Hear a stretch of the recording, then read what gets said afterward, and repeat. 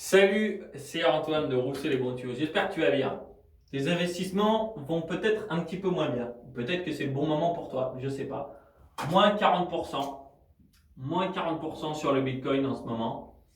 Et là, ça crée débat. Parce qu'il y a des personnes qui ont investi qui ont perdu peut-être 40%. Alors, je voulais faire cette vidéo pour se rappeler d'une chose. On va se rappeler de deux choses. Déjà, on a perdu sur un investissement seulement quand on vend.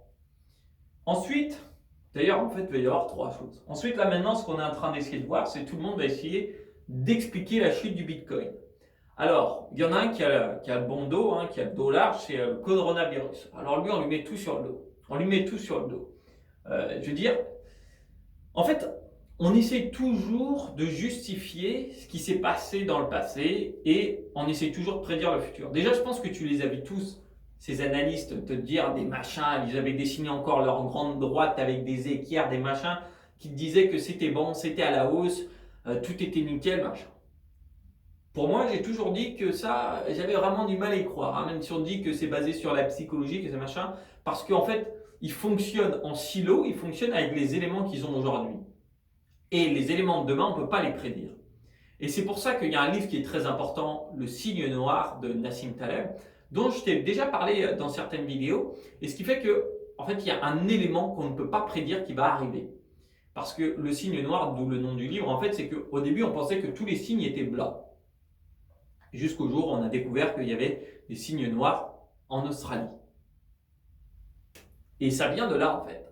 Il y aura toujours un élément déclencheur qu'on ne peut pas prévoir et où on ne s'y est pas attendu. Si tu regardes le déclenchement des guerres, c'est pareil, il y a eu des trucs, c'était complètement idiot, tu vois, il y a eu un truc, boum, ah merde, c'était pas prévu et paf, ça part en sucette, quoi. Et là, du coup, on se dit, bon, bah, c'est peut-être le coronavirus. Mais on sait qu'il y avait déjà eu des choses dans l'économie qui n'allaient pas, qu'il y avait des machins, et des choses qui étaient surévaluées. Bref, il y avait plein de choses qui se passaient. Et là, maintenant, on dit, bon, bah, c'est le corona, ou sinon, on essaye de trouver un autre truc. Donc, on m'a dit dernièrement aussi par rapport à un Ponzi. Alors, j'ai pas été chercher dans les détails là-dessus, mais il peut y avoir 15 milliards de causes. Ce qu'il y a, c'est qu'il y a des personnes simplement qui vendent en ce moment. Et il y a des personnes qui vendent à moins 40%, il y a des personnes qui achètent à moins 40%. Moi, c'est ce que je vois. C'est ce que je vois comme ça. Il y a des personnes qui vendent, il y a des personnes qui achètent.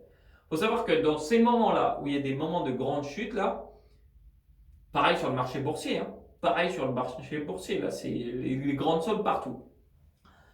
Ce qui compte, c'est de se rappeler sur quoi on achète. Qu'est-ce qu'on achète? J'achète des crypto-monnaies, j'achète des bitcoins. Après, la valeur du bitcoin, est-ce que c'est important pour moi? Est-ce que je veux le revendre maintenant? Est-ce que je veux le revendre dans 5 ans, dans 10 ans? Se rappeler de son horizon d'investissement. Pareil sur la bourse. J'achète des parts d'entreprise. J'achète des parts d'entreprise.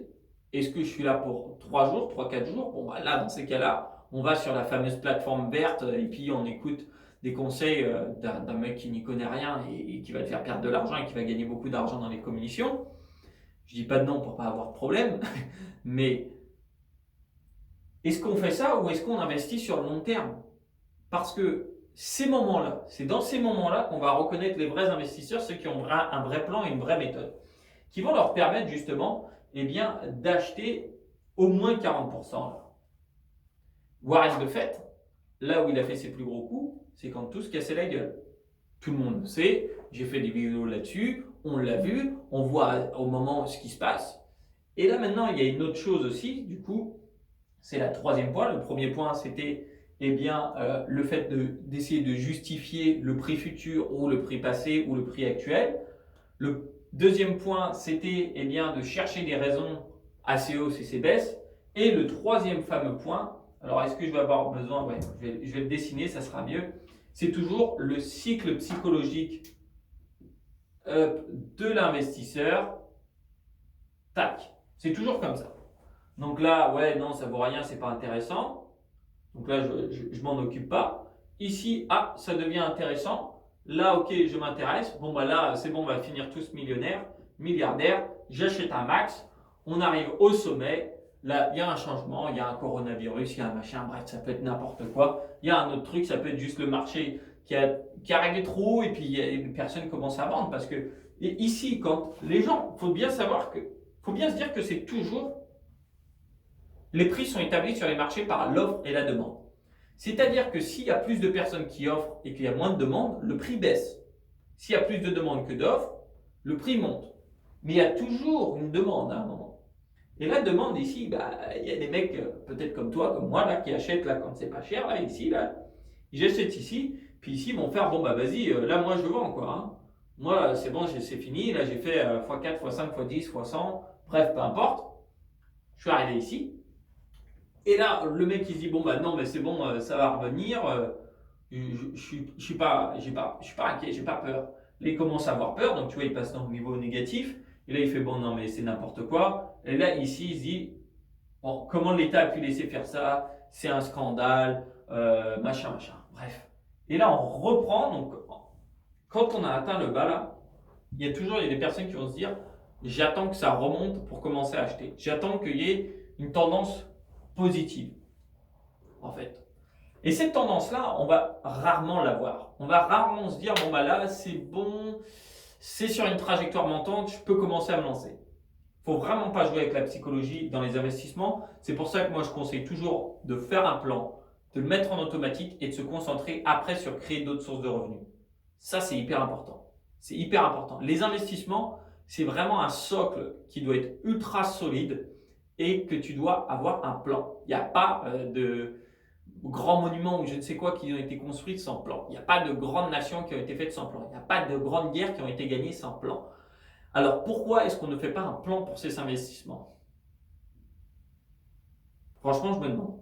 Si tu fais un plan, déjà, un petit pouce bleu. Si tu fais pas de plan, que tu vas te mettre à faire un plan, et ben lâche un autre pouce bleu. Non, le pouce bleu, c'est juste pour l'algorithme YouTube pour qu'il remonte ma vidéo, hein, pour qu'il montre qu'il y a un intérêt sur cette vidéo.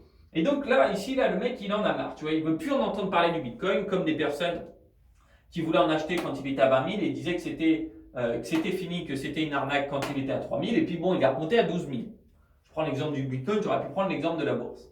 Et là, il fait non, mais de toute façon, ça va pas remonter, c'est n'importe quoi, c'est une arnaque.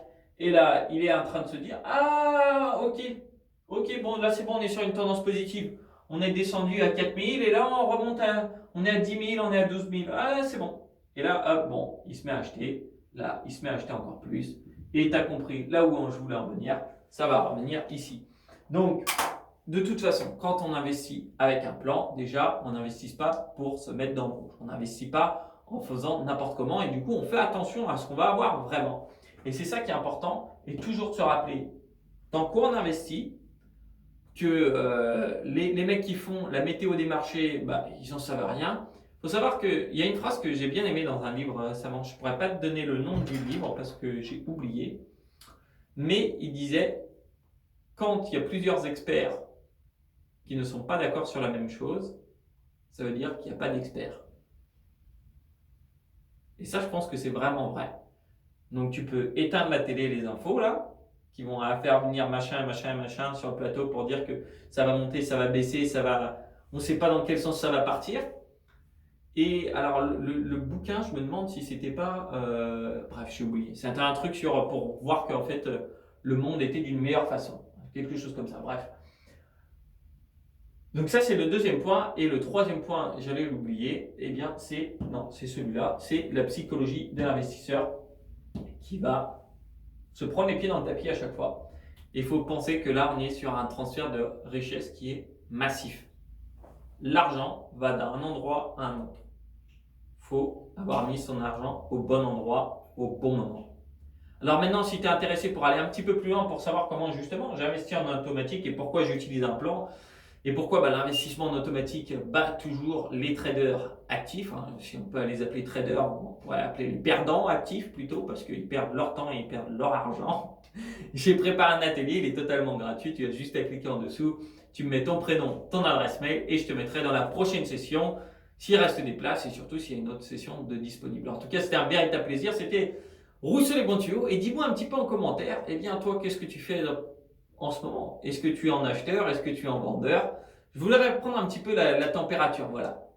C'est une petite vidéo faite comme ça de bon matin qui va partir directement sur les ondes dans le cloud là, en haut. Et les plus motivés, je te retrouve directement dans l'atelier. Si tu veux t'abonner, tu peux t'abonner, tu fais comme tu veux. En tout cas, moi, je vais faire ce qu'il faut pour mes investissements maintenant. Allez, à tout de suite dans l'atelier. Ciao!